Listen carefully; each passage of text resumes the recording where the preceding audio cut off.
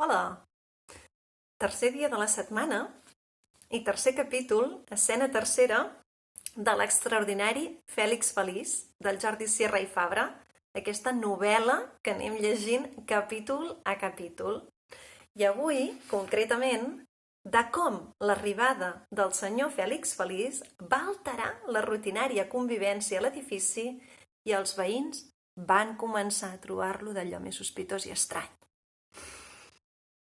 Diu així: la reunió de veïns del número 9 del carrer de l'Alegria es va celebrar al cap d'una setmana d'haver-hi arribat el senyor misteriós, senyor Feliç. I la reunió es va celebrar sense el senyor Feliç. De fet, la reunió havia estat convocada precisament per parlar d'ell, amb caràcter extraordinari. Les sospites de la senyora portera, que ella mateixa s'havia encarregat d'escampar tort i a dret, ja havien arribat a tots els habitants de l'edifici i, passats aquells primers dies, tots hi estaven completament d'acord. Totes les mirades es van clavar en el senyor Manu Iordeno, el president de la comunitat. La reunió era a punt de començar.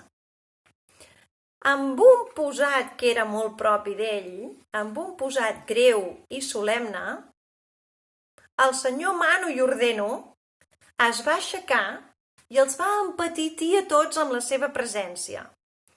No era pas perquè sí que el senyor president era un home seriós i, tenint en compte el caràcter transcendental de la reunió, si fins aleshores mai ningú havia vist riure el senyor Manu Iordeno, encara menys li veuria davant d'una més que probable crisi. Al senyor Manu Iordeno només li hauria faltat una goma amb estrelletes per fer encara més la impressió d'un general de comandament. «Ens trobem reunits aquí», va dir pomposament i amb veu greu, «per determinar si el nostre nou veí, el senyor Feliç, és perillós». Va passejar una mirada funesta per damunt de tots els assistents quan va pronunciar aquesta paraula. I les senyores més sensibles es van empal·lidir tant que una gairebé va rebre la respiració. I donat el cas que ho sigui, va dir el senyor president, de perillós, també estem reunits per determinar quines mesures hem de prendre respecte a això. No ho podria haver dit d'una manera més precisa. Uns quants van assentir amb el cap. «Bé!» li va fer costat una veu. «Molt bé!»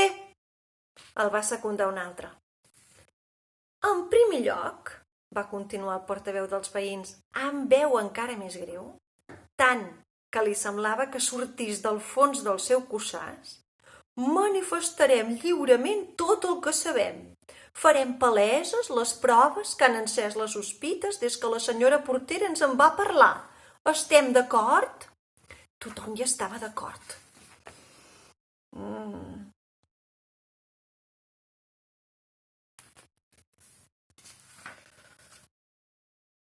I aleshores, jo mateix, va anunciar el senyor Manu Iordeno, puc dir que ahir vaig tenir una trobada amb aquest home més que sospitosa. Va esperar que les seves paraules arribessin bé a l'audiència i va continuar. La cosa va anar així. Plovia a bots i barrals i el senyor Feliç va arribar xop de cap a peus. I què els sembla que feia? Protestar, com fem tots? Deixar-se endur pel mal humor? Queixar-se del temps, com és natural? Dir que al matí havia estat a punt d'agafar el paraigua i que no ho havia fet perquè li havia semblat que no plouria i hauria de carretejar-lo tot el dia? El senyor president es va aturar uns segons per crear com un clímax de misteri, per deixar anar de sobte una mena de fuetada verbal. Diu, no, el senyor Feliç somreia com si no li hagués passat res. Els veïns van mostrar la seva estupefacció. «Increïble!» deia algú. «Deu ser boig!» deia un altre. Qui somriu quan està xop o fins i tot sense estar-ho, només pel fet de ploure? Deia un altre. Però és que això de riure sempre ho fa, va puntualitzar la senyora allò que no hi ha. No és veritat, senyora portera? Ben veritat, va dir l'al·ludida, fent que sí amb el cap. Sigui de bon matí o sigui al capvespre, faci fred o faci calor, llueixi el sol o plogui, ell sempre somriu.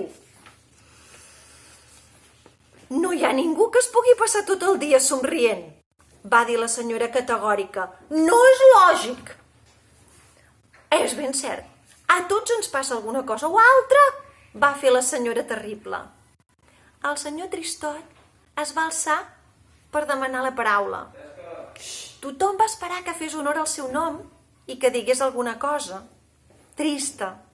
De manera que algunes senyores ja van començar a treure mocadors, disposades a arrencar a plorar. El senyor Tristot era ideal per a aquests afers.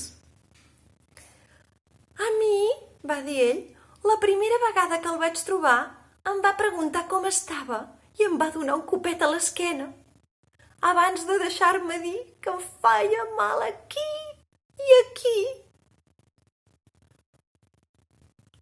Ell es palpava per tot el cos per explicar on li feia mal.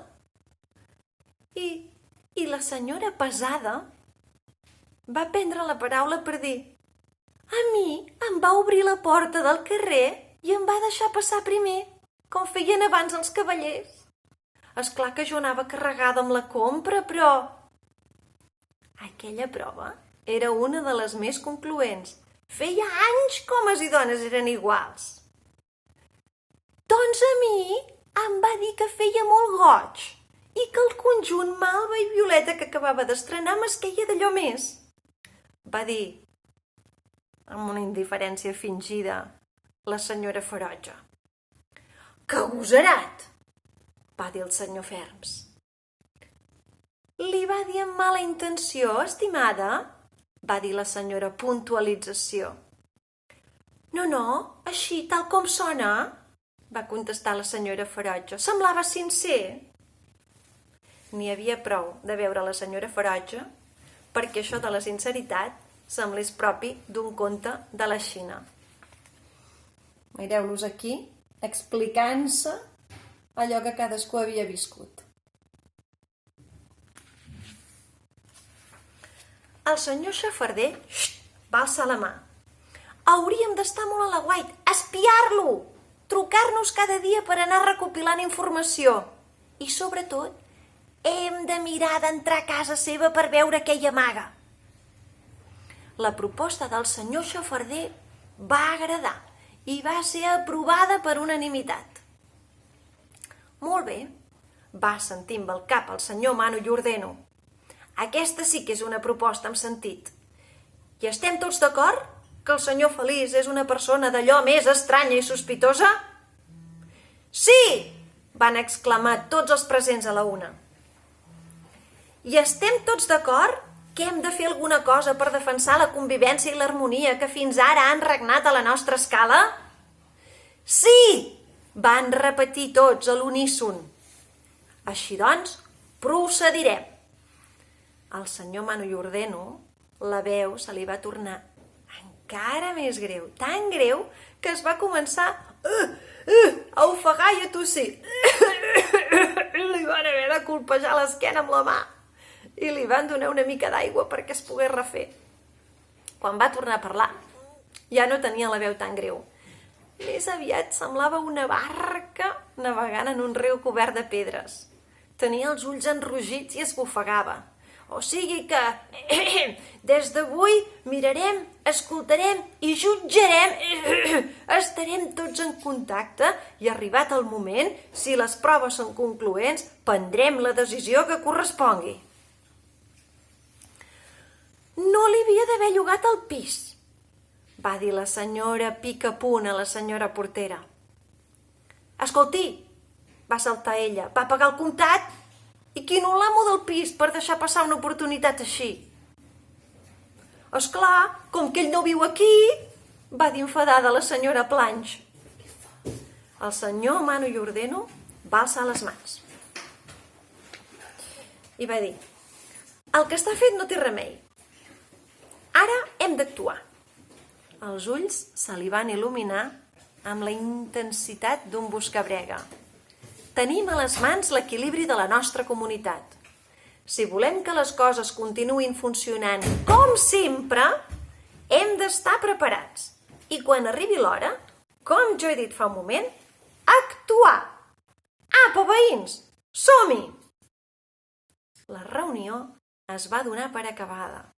Cadascú va tornar a casa seva, convertit en zelador de la pau veïnal, i va començar la vigilància del molt inquietant senyor Feliç. I si voleu saber què va passar a continuació, demà us llegiré l'escena quarta, l'escena de com les sospites dels veïns del senyor Fèlix Feliç van esdevenir certes.